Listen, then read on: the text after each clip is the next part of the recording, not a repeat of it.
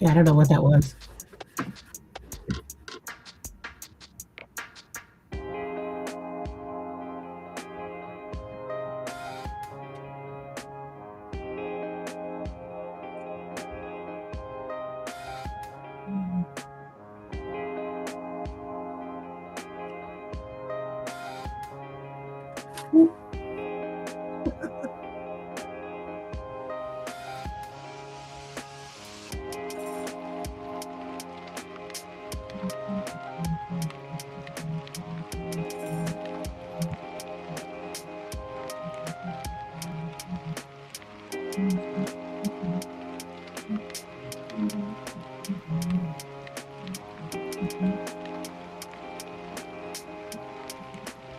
I'm thinking we probably are going to give people like 5 minutes to join us before we begin.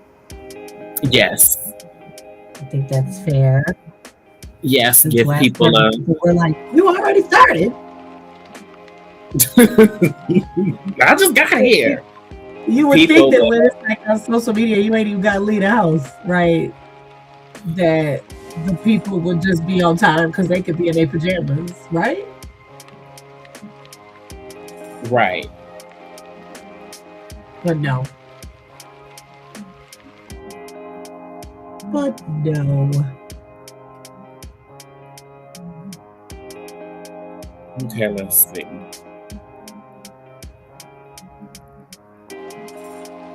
Oh, it's live. Okay.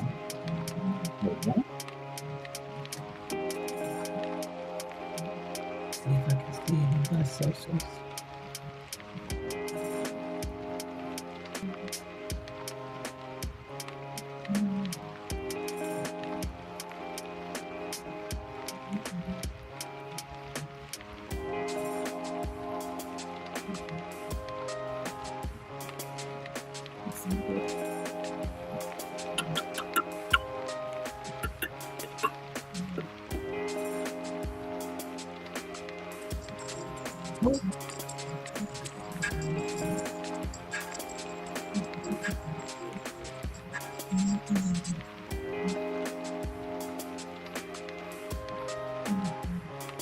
Oh, I know what that was. They was on the old one. Hey, y'all, come to the new one.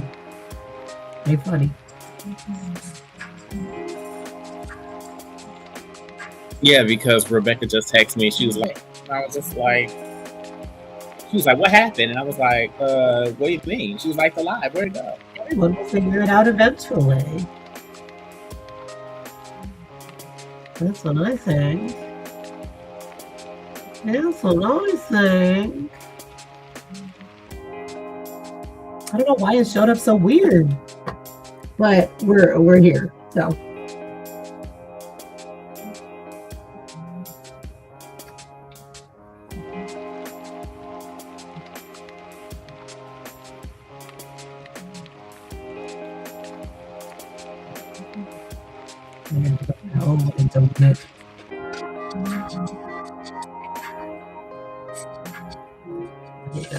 if we delete that one.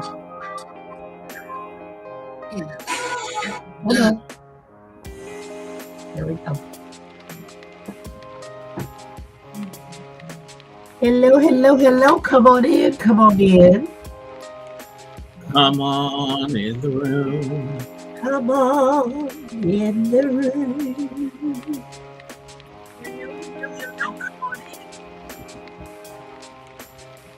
Okay. And drop in the chat who you are, where you from, and what life pivot are you considering right now? It's not the pivot today.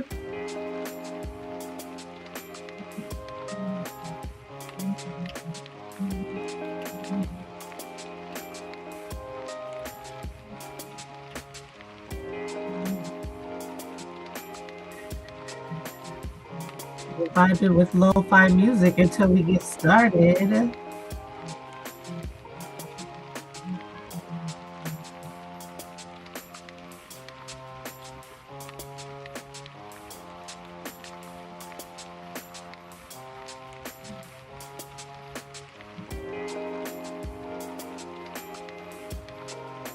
Were you able to get your shares to work? Mm-hmm. Okay, It's good. on my page. Good.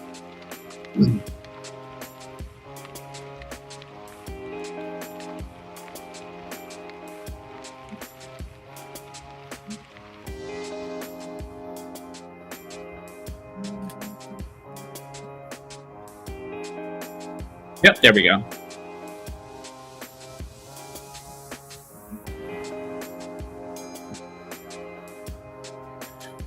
There we are. Come into the room. Come Hello, into. dear, to come on in to the room. Now watch me just start. We have the whole conversation and then like 10 Then they'd be like, minutes. go back, we didn't hear that part. Like, no, go and check the That's replay. how people always be. Or like they'll come and watch it afterwards and be like, why you didn't tell me about this? Child. The invitations were sent. They were sent, friends.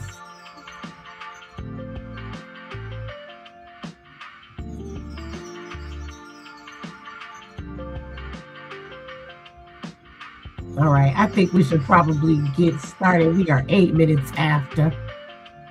So I'm going to fade out or remove, I should just say, our lo-fi jams for the moment Mm-hmm. so that we can get into this conversation.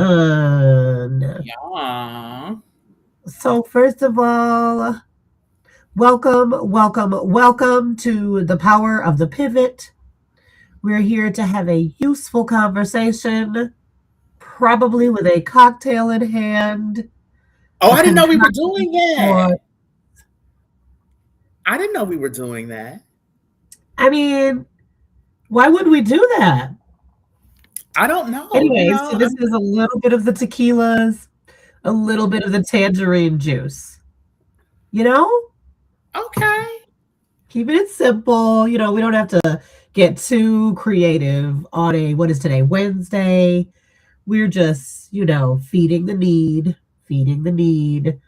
Um, I'm just fresh off of a lymphatic massage and an absolutely phenomenal pedicure at Well Spa at the Fister Okay. for my birthday. Because that's how we do birthdays around here. We goes to the spa. We take good care, okay? We Listen, you take you've got good you care. got to take care of yourself. Self-care is everything. It's everything, and everything else comes second. Because if you ain't got you ain't got nothing.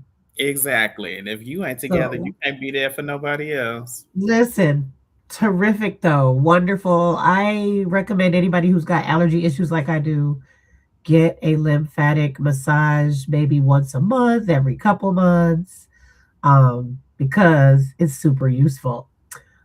So I will do my quick public service announcements and then we can get right into the dialogue. So welcome Okay. to this is a Prime Solutions production. Thank you, sister. Thank you, sister. This is a Prime Solutions production. So before we get too far, I just have to do my little infomercial. You know what I'm saying? I gotta let the Hmm. people know the options that are available to them from Prime Solutions really quickly. So above and beyond that, up there in the QR code in the corner that you see is the QR code to Ratchet Luxuries shop. Hey, Quanice! Please go visit the shop. Shop with Laurence Andrew. Shop with the attire of Ratchet Luxury. One of Laurence Andrew's many pivots over the course of a long career in fashion design Yeah. and being just innovative, creative. But please shop with Laurence Andrew, my guest, first and foremost. I want to throw up the Prime Solutions Book a Girl QR code right quick. I'm going to put Laurence Andrews back. But if you are looking for facilitation, strategic planning, community engagement, um, event, entertainment preparation, all of those kinds of things, I am your girl. We are here to serve. come get you some prime solutions as well. And that's where Art Mother is housed. Okay. So that's one commercial. Would be remiss if I did not encourage you all to grab your copies of my books. One is Fail Forward Stories of Brave Intuitive Leadership. It is a book of stories of times when people have me messed up throughout my career and also things that I learned along the way that everyone should learn and reflect on. It's my wisdom. So you can skip a couple lessons if you just read some of the stuff that I've already dealt with and go ahead and use some of those as lessons learned. We also have the Conflict Transformation Journal available to you at this time. Grab it, manage your way through conflict, manage your way through challenges that you experience. But those are my commercials for the day. One last one that I'm going to add, and that is if you are interested in supporting an organization in this community that needs help around streamlining their services, I am your girl. You can make a direct donation to support either organizations in my pipeline, or you can make a recommendation for an organization that you love and support their work through some of my facilitative and strategic planning services. This is a new program that I'm still feeling out. It's a pilot. I just want to see if, people that are serving throughout the community, whether you're on a board, whether you're a part of an organization and you could use a boost and you want to just see what it's like, this is an opportunity for you to try the services out, but for a small investment, or make a big investment in a group or organization that you care for, that you want to see go further. So that is the end of the infomercials. I must do those at the beginning of every one of these streams because these things require resources, and your girl is out here living the liberatory practitioner life. And so do your best to support my engagement, and I will do my best to continue to liberate some of these people that are asleep. Thank you so much. All right, that's the end of the infomercial. So we're going to get into it. My Get into dearest it. friend, Laurence Andrew, is on here today with me, and I love that for us. For Yes. those of you that already know Laurence Andrew, I am certain that you're here just to continue to feel the fabulousness you've already felt. But do me a favor, friend, and tell us who you are and what everyone should know about you, the innovator. Okay, I am Laurence Andrew. I have worked in the creative space in the realm of fashion now for over, I'd say, 26 years now. Wow. I am primarily a designer, but as we will discuss today, I have pivoted to a personal concierge. I am a celebrity tailor and a few other things in between. So anything fashion, I that's pretty much my wheelhouse. Love it, love it, love it. So, we are in quite a state in the world right now, and the state of affairs in fashion specifically. Let's focus on what's going on in the industry. What are the signals for shift? And in this current economic climate, how are you seeing the definition of luxury shift and change? And is there some pivots that you're making around sustainability or creating something more visceral? Oh, okay. Can we speak freely here? Absolutely. Okay, I just wanted to say before I got too comfortable, it is me. Um, being completely honest, the luxury market is a shit show right now. Yeah. The luxury market is a shit show. I'm not going to even necessarily say people, but brands are creating products.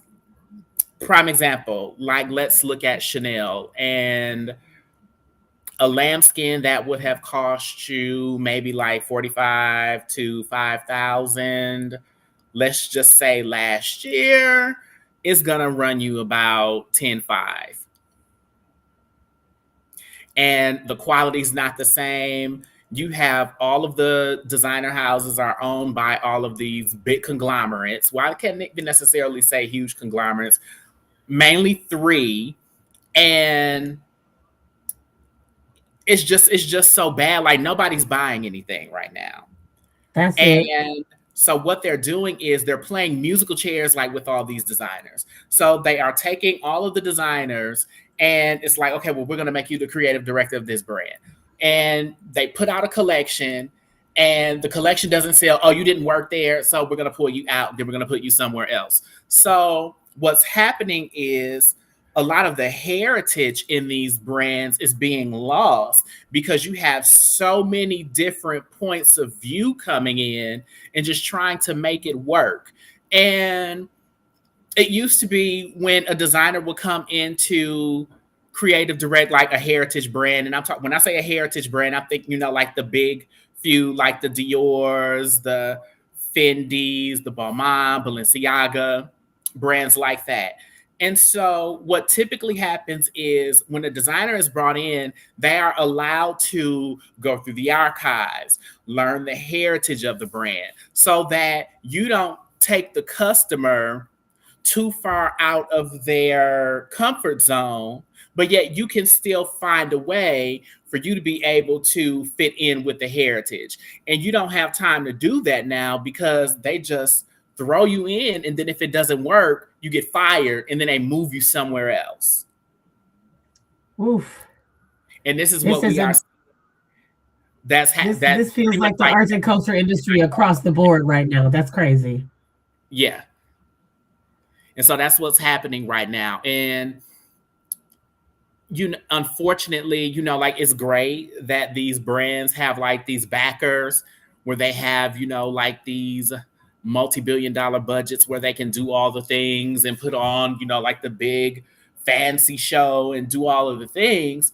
But like I said, people are not shopping right now.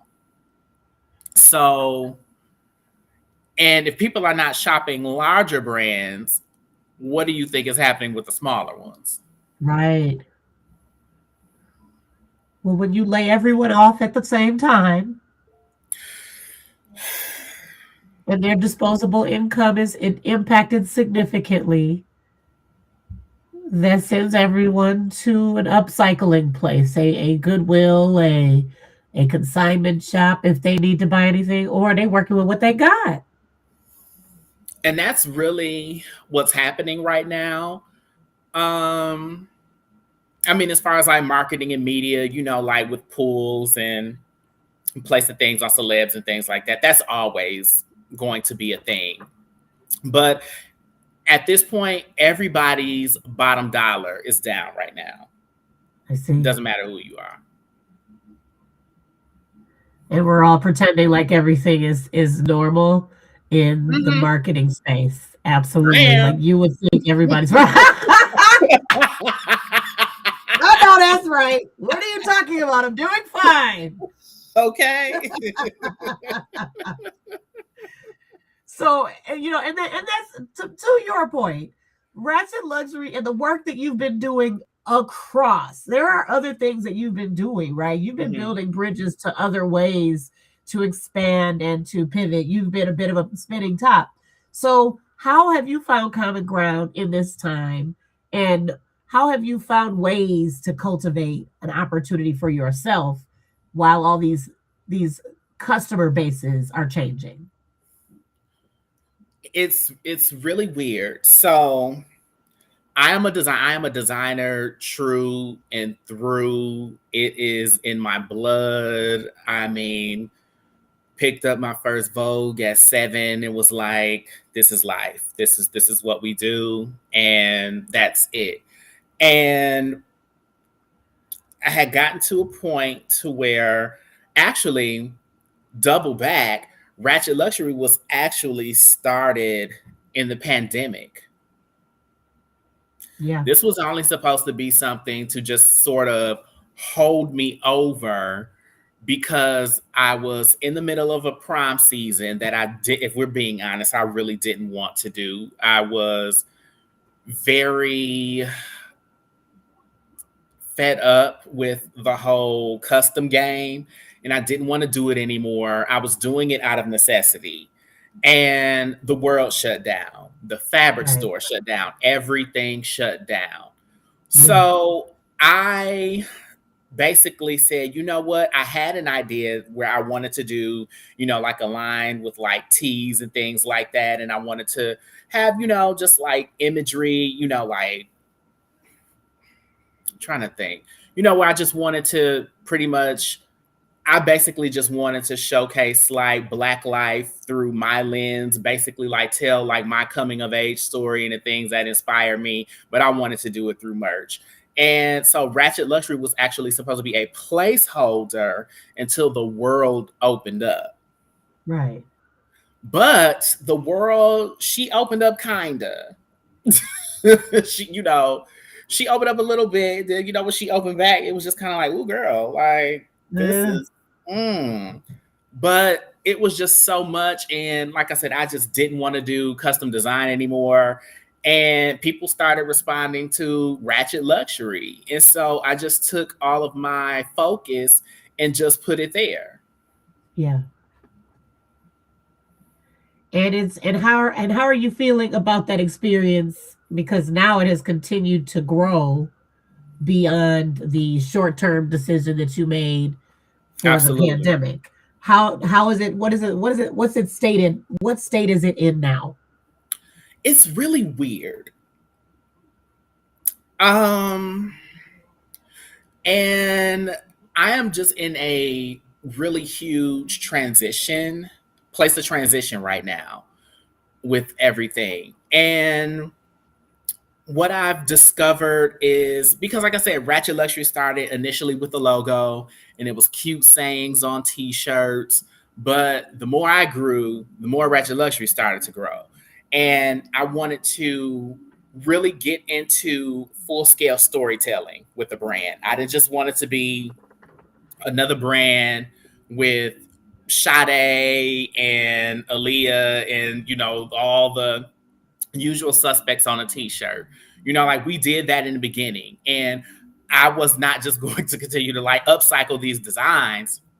And I had so many things that I wanted to say and so many things that I wanted to get out. So I just had to kind of pivot from that and say, you know what? That was cute. Like we did that, but we are not going to have, like a Sade shirt every season. No shade. Because let me tell you something. When the girl finds out what the girls are doing with her image, honey, she's coming with the cease and desist. Yes. Wherever she lives in whatever like bubble wrap bunker Sade lives in, because that is where Sade lives. She lives in a bubble wrap bunker away from all of the foolishness.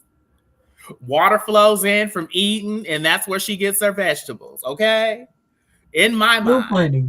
But when she comes up for air, and she sees what is going on with all of these independent brands in her image. Oh, cease and desist are going to be had.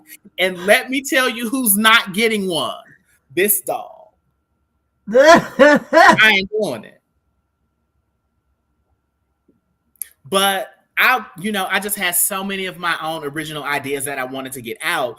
And honestly, I feel like for me, it's really because like I'm based here in Milwaukee, and I feel like what I want to say and the vision that I have doesn't necessarily resonate here at home. Oh boy. And And I it's hear that and feel that. it's something that I have really discovered over the years. I mean, I can put pieces out, do pop-ups, we'll do okay, it'd be cute. And somebody may inquire about a piece every now and then, but when I travel and I do pop-ups and like shows and like markets like in other areas of the country, they are beating me down for it. And it's like, and the money that I make when I take this on the road, it's crazy. I was in LA once and I wore a t-shirt to a party. I wasn't even in work mode. I was, just chilling, it was a vibe. I just had on merch. wasn't even thinking about it. And just walking through a party, I made $2,700 because people were stopping me. Where did you get that shirt from? Oh, it's my brand, Ratchet Luxury. Oh my God, like I have to have it. What's your website? And people are buying things right then and there. So I left that party with $2,700 in queue. That never happens at home. Oh, yeah. I can attest to this as well as someone who wears and carries your product, and my taking it to Dallas for Boulay and someone seeing the clutch that I was carrying in pink Mm-hmm. ended up being a whole nother customer base for you, because here I am at the conference giving, entertainment fun times, and someone's like, excuse me, ma'am, excuse me, ma'am, where did you get that bag? And And immediately the sales happen. it's just like that. But you go out here and it's crickets. So um it just is what it is. So I am in a place now where I am trying to decide well, I've already decided where it's going to be. I'm just, putting the ducks in order to, like make that move Today's happen. not the announcement. That's all. Yeah, and that's all I'm gonna say about that. But yeah, it is happening. But when I got to that place, um, I started looking into ads. So I was running ads, but I discovered that I was doing it all wrong. Okay. I would just build an ad, throw it out there, and just hope for the best. So I was just like, I'm running ads and I'm spending all this money on ads. Why is it not working? What is going on? So I went and I looked at my analytics and I looked at all of my customers. I looked at, like when you drop something, those people, like who are like snapping it up instantly, like where are they shopping from? Like where are they buying Yep. from? So I just really looked into, like where those customers were coming from and just watching their buying patterns. And I started to run ads in those places. And once I zeroed in my ads in those places, I started to see an uptick again. So that's what I've been doing. And now just running ads in the places where I know my customer is, like where I know the Ratchet Luxury girl is, that who will, appreciate, like what's on the shirt, like it won't fly, like the message won't fly over her head or the artwork won't fly over her Sure. head. Like she gets it. So that's what I've been doing just with the ads. And that has been extremely helpful.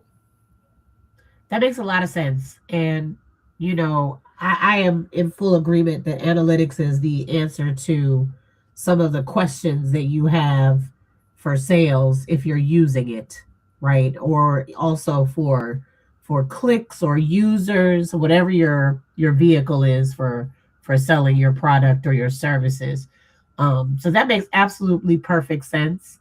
Um, I will say, and I'm just for the caveat of we are from where we're from. Mm-hmm. And this city has a bit of a tendency to, I say this all the time, Milwaukee's self esteem is not where it needs to be.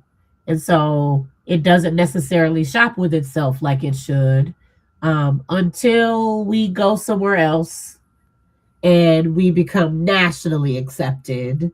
Then it's like, oh, well, in that case, I was just thinking about this with Sister Strings as an example, right? We're super proud of Sister Strings. Mm-hmm. Sister Strings left Milwaukee, though, and now is performing everywhere. But when Sister Strings was still in Milwaukee, I won't name names, but people would be calling me trying to see what the price I was getting for Sister Strings was because they felt their price was too high. And Mm-hmm. so, wow, you know what I'm saying? Right. But now they are in the position they're in because they got out of this market, because this market was not loving them the way it should in the pocketbook. We Hmm. love you, but also, can you cut us a And break on that? and you know, Ugh. and I'm probably gonna catch some flack for saying this, but we don't have a fashion industry in Yep. Milwaukee. Just as far as like where we have, and when I say industry, I'm not talking about, just throwing fashion shows and having events and, having independent, like brand owners. And it's like, yes, we have all of that. But at the same time, when I say there's no industry in Milwaukee, me as a designer, I can't go downtown and access pattern cutters and sewers, and I don't have that stuff like directly, you know at in within my reach. Yep. Um and I don't know, and like I said, I could be wrong, but I don't know a single designer who is comfortably making a living from their brand here in the city. Not Yeah. anywhere just like, oh, okay, like I got the brand, I just do that and that's all. That's right. That's absolutely right. And this is we can talk about this in other sectors, and I'll save that for another guest for their sector, but I think this is one of the biggest problems in the arts economy is Hmm. that most people are side hustling their arts practices more than they are directly earning from that skill and talent solely. Absolutely. It's just, and it's just, being in a smaller market, that's just kind of the way it is. In order to, I just really, I'm just saying for me, Yeah. it may work for some people. I'm not going to say like for everybody, but I just know that for me, I just know for like what I want to do what I'm doing within my career, I'm going to have to transition elsewhere in order to thrive the way I really want to Yeah.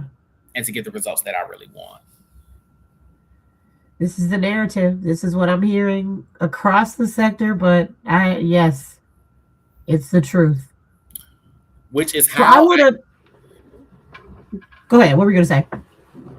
no, I was just about to say, which is how I wound up getting into tailoring in the first place. Yes. So and also that we brain melded because I wanted to get into these last few occurrences for you of opportunities, Hmm. and how what parts of that you want to share, how that came about, and what does that look like for being a part of your offerings or your skills? Okay, so here's the thing. Especially around the time I got serious about being a designer. If you were a designer, you didn't do quote unquote seamstress work. Like people, would ask, "Oh, well, do you do alterations?" And and it was almost like somebody spit in your face. Like, girl, like, what do you mean alterations? Like, I don't do alterations, darling. I don't do that, darling. I'm a visionary. On the V, like, bitch, don't you see this coat? Very much, Yeah, you see this go kidding me? Like, bitch, you want me to put a hem in your pants? right. Serious? You want me to sew up? You want me to take the waistband in your pants? And I've created this. Yes. And that was the attitude that I had about it. And I know quite a few other designers had the attitude about it. And I knew other designers who had like done alteration work, but I was just like, you know what? I don't want no parts of that. Yeah. And my good sister in the chiffon trenches, Veronica, she had just finished prom season and she decided that she wasn't doing it again. And she popped up and she actually came here. She got an opportunity to do some alterations for Meg the Stallion. Uh-huh. And she did them here. and when Meg was here in Milwaukee. So she came up, did the alterations. And so we were talking about it. And still, I'm just like, I don't know if that's for me, blah, blah, blah, blah, blah. And then she told me how much she made for a day's work. And I said, they paid you that, like to be in the background and sing a few oohs and ahs. I was like, oh, okay. I was like, well, let me think about this. Yeah. Then she went on to do Cowboy Carter. A moment. So she finished Meg, and then she went on and do Cowboy Carter, and she was like, friend, I'm telling you, like, you really need to give this a try. And so I was like, okay, I'll think about it. And so fast forward, I was like, I was thinking about it, wasn't really taking it serious at first. And it stayed in the back of my mind. And then this is where manifestation comes in. Yes. So Brandy and Monica announced a tour. I, of course, being a geriatric millennial, wanted to attend said tour. Like, what do you mean? It's Brandy and Monica. Of course I'm going. Yeah. Well, things came up and I was like, I'm not gonna be able to go, whatever. It's fine. And I was in bed the night before they came to Milwaukee, which was the second date on the tour. And I was looking at pictures from like their opening date. And I don't know, I just kept studying the clothes. And I was just like, oh, this is so cute. I was like, oh, this is so fat. And before I went to sleep, I said, I'm going to find a way to get to that concert tomorrow. And I went to sleep.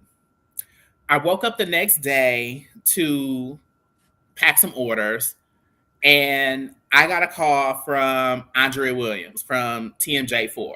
And I don't know if anybody remembers many, many moons ago, Andrea used to be a radio personality on Jammin' 98.3. And I would call in every morning and do the morning brew and do, like the celebrity reporting. And I was I can't remember what we called it. I think it was the morning brew with the fashion guru, Larry Andrew. Yes. And so, like we've remained friends, like throughout that time. And so she calls me and she says, hey, she says, I need you. And I'm like, well, what's going on? And she says, so Frank Gatson is the creative director for the Boys Mind Tour, and he needs someone who knows how to sew. I said, so, okay, so what exactly would I be doing? And she says, well, they need somebody to do some sewing for Brandy. Okay. I said, okay. So as soon as she says that, I just grab my bags and I just start packing. I have not even been, because it's like early in the morning. I have not been in the shower for the day, but I'm packing a bag. And I'm just like, okay, well, tell me more. So she says, well, give me your number. So she says, well, I'll give them your number and they'll call you. So we call, we get it set up, and 3 hours later, I am loaded up with all of my materials to go and sew for Brandy. And, it's that one day has really changed the trajectory of my life and what it is that I do. I look at it completely different, especially from that space, because you're not just going in and sewing up, like a little rip on a dress. It's like major surgery every single day. Something happens to a garment on stage every single night. And the next morning when you get clothes, you are like, what the hell happened to these pants? You say a minute and a half of one song in these pants. What happened? And you just have to go in and just do all of the surgery. And with excuse me, with the Brandy situation, I thought I was just going in to tailor. So, they show me what needs to be done. And I'm like, okay, so, like I'm doing the things and we get the things done. And it had got a little bit of a crunch.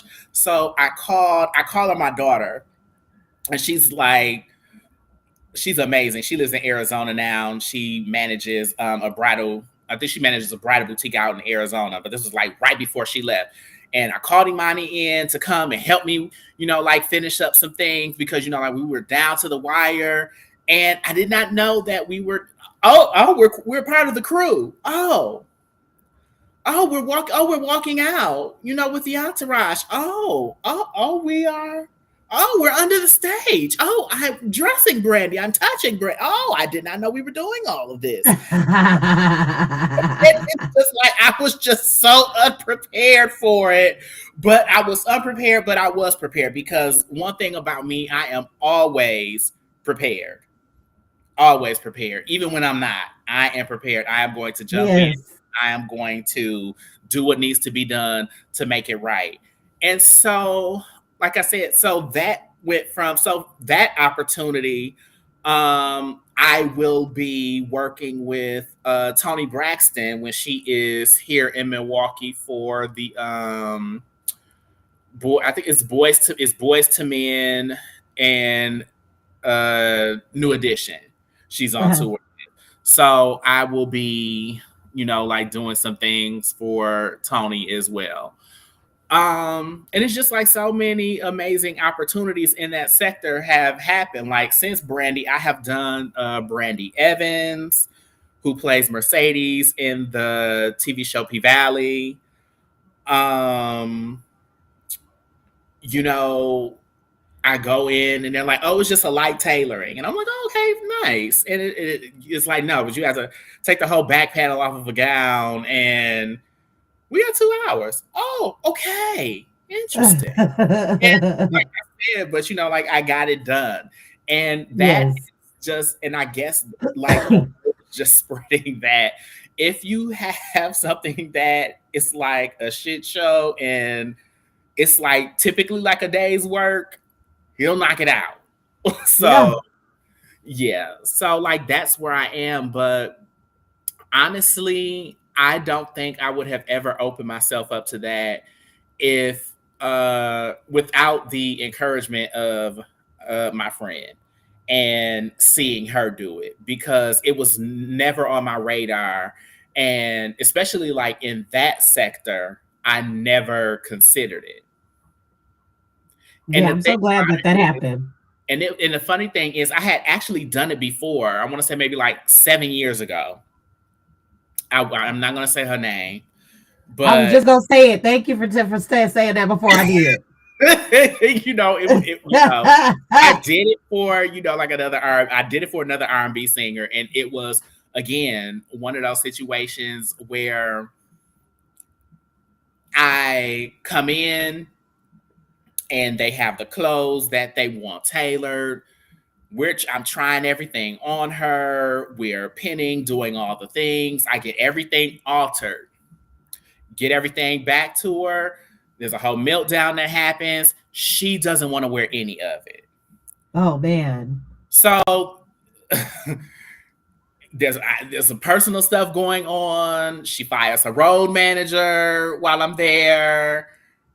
Um, all the things. And so they bring me pants to him. So she tries the pants on, and she's to wear a blazer with these pants. So I hem the pants, and mind you, these are like sequin pants. So you can't just. So I hurry and I hem the pants, get her the pants. She doesn't want to wear the blazer. So I'm in a trailer next door to hers because she was doing an award show. So I'm in a trailer next door to hers. They have me crammed in this trailer with these dancers. It's like 12 dancers. I'm crammed in there trying to do all this work. And the stylist knocks on the door. So the dancers open the door. They let her in. She comes in flustered, and she hands me 2 balls of fabric. She hands me a ball of mesh and a ball of velvet. And she said, "Can you do something?" Not a She was ball. asking, can we twist it around her?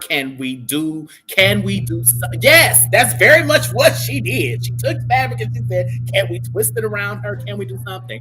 And I was like, oh my God, how much time do I have? And they said 30 minutes. 30 minutes is crazy. They said 30 minutes. All you was So, gonna be able to do is twist it around her. Spin.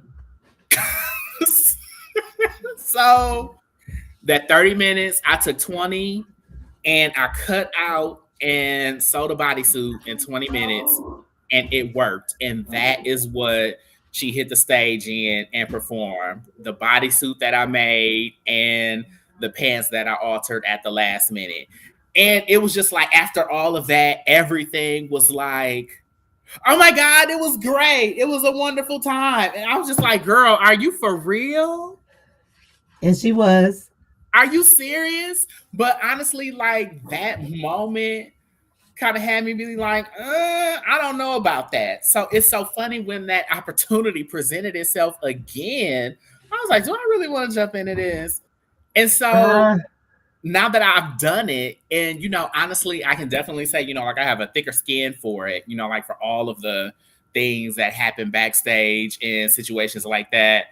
But yeah, so that is where I am now. Like I still have my brands and things like that, but there's more stability in that end of the work, like with me being, a tailor and, like assisting other designers and other seamstresses who do, like that type of work. And that's just where I am now. very awesome.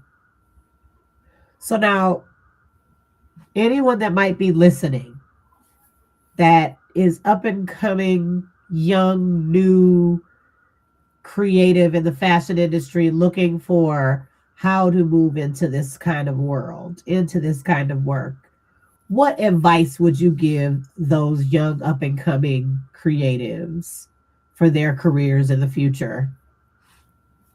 Intern, intern, intern, intern. Intern for the right people. I feel like a lot of the young people now, they feel like they have the talent and they just want to get out there and they just want to pop their shit and they just want to do all of the things. But it's like, baby, you know how to do this. You want to be a stylist, but you don't know how to, you don't have any relationships with showrooms. You don't know how to properly do returns. You don't know how to do market editing and all of those things. So, Yeah. or you want to be a designer. And I can say this, as someone who has just stumbled through the majority of my career, like with all the trial and error and all the things, and you don't know the business side of what it takes to run a brand. It's more than just being talented and being able to make pretty things and dress your friends. It's so much more than that. And I would definitely say, like, if I had to do it all over again, and I know if I was young, I would definitely get up under someone who is a lot more established, someone who I look up to, someone whose career I would like to mirror. And, baby, you got to go get the coffee and you got to go get the donuts and, you got to go get Listen. the avocado toast. You got to walk the dog. You got to do all the things. And in that, sit and watch. Because what a lot of people don't know, you think about people like, I think about like Colin Carter, for example. Colin is Kelly Rowland's stylist, and he styles Cardi B primarily. So pretty much like everything you see Cardi B in, all the things, that's Colin Carter. But Colin Carter started as an intern for Law Roach. Yeah. So he didn't just come into the game and just so happen to get with the right client. It just so happened that when Cardi came about, he was kind of like at that stage where he was like outgrowing, like interning and assisting, and he was ready to move into, like into the mainstream and do it on his own. And like they connected, and then like magic happened, and then that allowed other people to see, like, because he's done pretty much a little bit of everybody. Naomi Campbell, like I said, Yeah. Kelly Rowland, like all of the it girls, like he is Yeah. done. But you don't get to that point until you pay your dues first. And I feel like a Yeah. lot of young creatives don't want to pay their dues. They just feel like they are ready to go because they have the talent and they are eager, but they don't necessarily have the know-how. That's real good. That's real good. The people needed to hear that. I hope everybody was listening. They probably are not going to take the advice, but it's still out there for them to I'm receive. honestly, that's one of the things that I regret I didn't do, that I didn't, you know, get under somebody else's wing and really see how it's supposed to be done, and then go from there. And then like once you have all of that knowledge and you have that experience, and then you get to a point where it's like, Yeah. oh, okay, well now I know what to do, I have the tools, I can go and I can do this on my own. And I would definitely say, especially in today's industry, and in the industry that I'm in, and because it's so popular and it looks glossy and it looks fun and it looks glamorous, but actually have a passion for it. Yes. Actually have a Having a passion for passion it. for it is so important. Have a passion for it. And what people fail to realize is, and I can always tell who really has a passion for this, and if this is something that they are just really into versus they just jumped on a bandwagon, because so much of fashion is not influenced by fashion, by trends and celebrities and things like that. And I can already tell, like, if I'm talking to someone about fashion and all they talk is celebrity and Cardi wore this and Sarah Jessica Parker Yeah. wore that and this, that, and that child, you don't know what you're talking about, because Yeah. fashion is influenced by music, it's influenced by art, it's influenced by life. Yes. Designers go and they take retreats, they take vacations, they go and they research other place, and they go and they research other countries. They, Yeah. to really get a feel for, like what's next. And that is where the inspiration comes from. It doesn't come from Yeah. them looking in the magazine and saying like, oh, okay, well she did this, so now I'm gonna do that. That's it. That's it right there. And building your own point of view. That's what I Yeah. got. Real good. Real good. I hope we gonna cut this up and make sure it, because people can only handle so much. We gonna Yes. cut these into smaller bites for this hour of time together, so the people can really chew on the advice portion of this, because it's so important to take the wisdom that comes from people who've already had the experience, and are talking to their younger self through you, as a young person coming up in the industry. So this last next section I'm gonna do is a rapid fire. Okay, we're gonna do a rapid fire. Okay. So on social media, I pulled up a couple of. So we don't like trendy fashion; it's not our jam. But I pulled up Right. a list of trendy fashion topics for you to react to quickly with one sentence. Are you ready? I'm ready. Okay. The first one is indie grunge multi-layering. If done right, yes. Okay. Okay. I agree also. Librarian chic. Mm, Or geek core.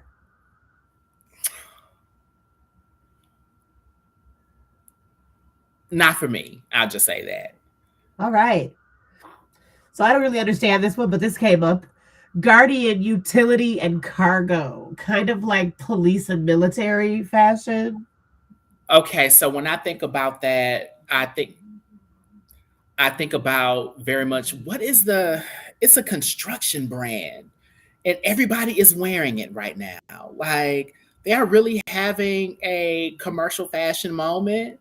What is it, Carhartt, or is that what it is? Is it Carhartt? Yes, that's what it is. And they are Uh-huh. really having a moment. I'm not gonna lie. Like Work work clothes for work real. clothes. But you know, like it's a thing. Like all the young kids are wearing them, and you know, it's a thing. I'm not gonna lie. You know, I kind of got sucked in, and there are a pair of overalls that I would like to purchase. I'm not gonna lie. You know, so you know, they did their big one, you know, like with their marketing, and you know, like they pulled me in. It Um, reminds me of but DOS Effects. Remember DOS Effects used to look like that all the time? yes, oh, Like they were just a couple of little pipe fitters. exactly, right? Just like little coal miners. And I did a fashion design. I did a fashion design workshop at Mesmer, and you know, the kids they wear like their uniform shirts, but then it's just like they're all wearing like Carhartt jeans and you know, and the hats, and I'm just like, okay, well, or they will wear like the jackets over, you know, like their uniforms, and I'm just like, okay, well, I guess this is what we're doing. Wow, it's so weird. But okay. I mean, go down to the Army surplus store if that's the case and get it in. Okay, next one. The color teal.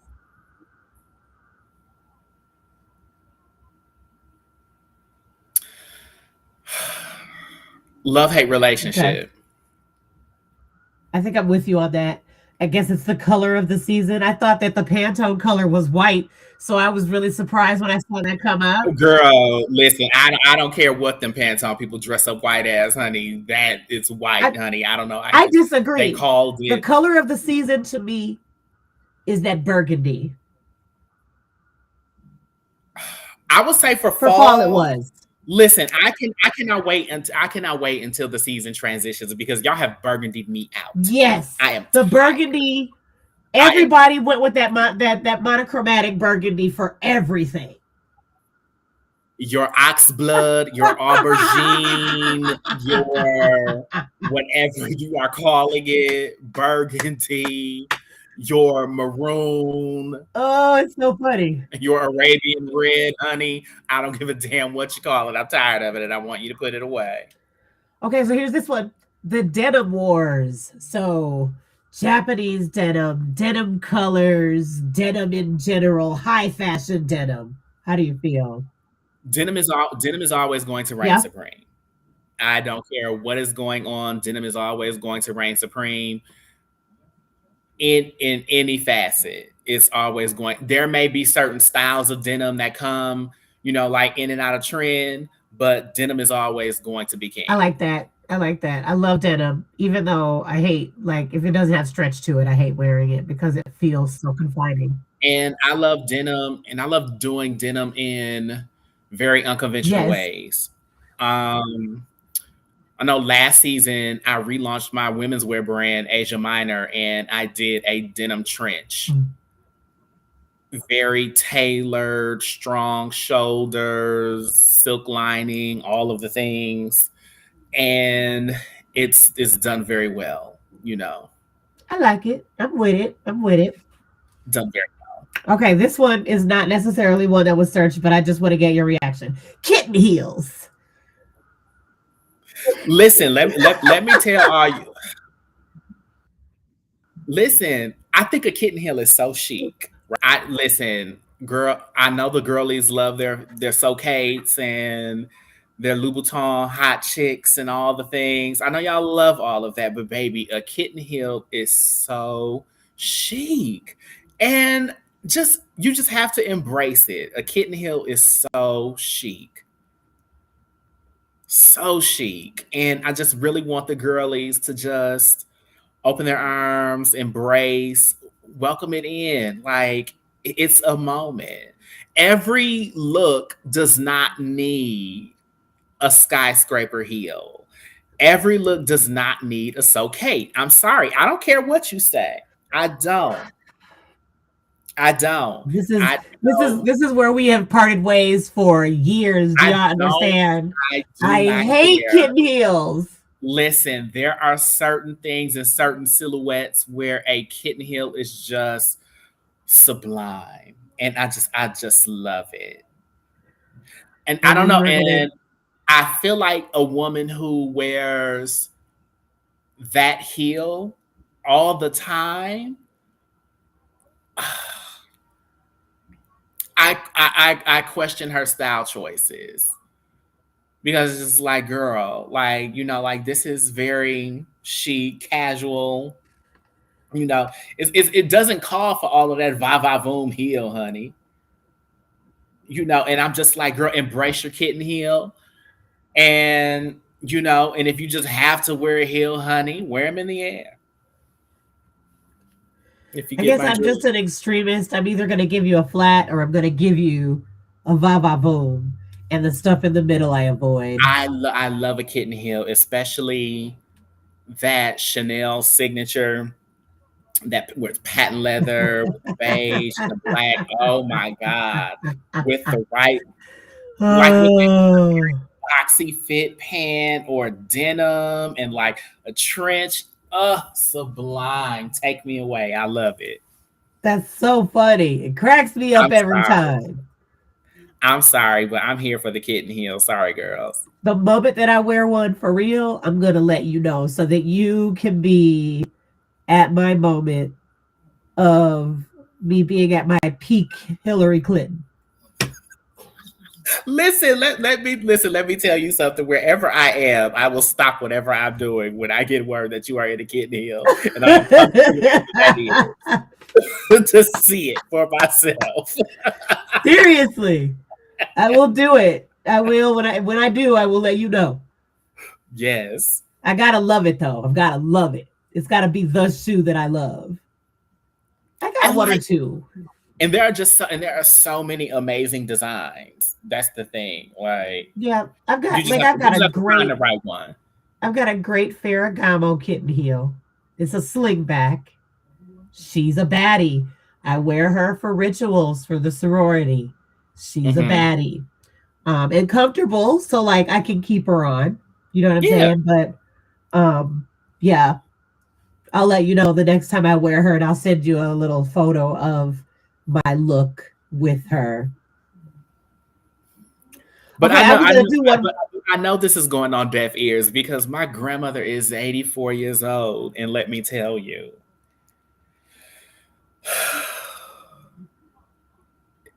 it's still like she's downgraded to like a 4.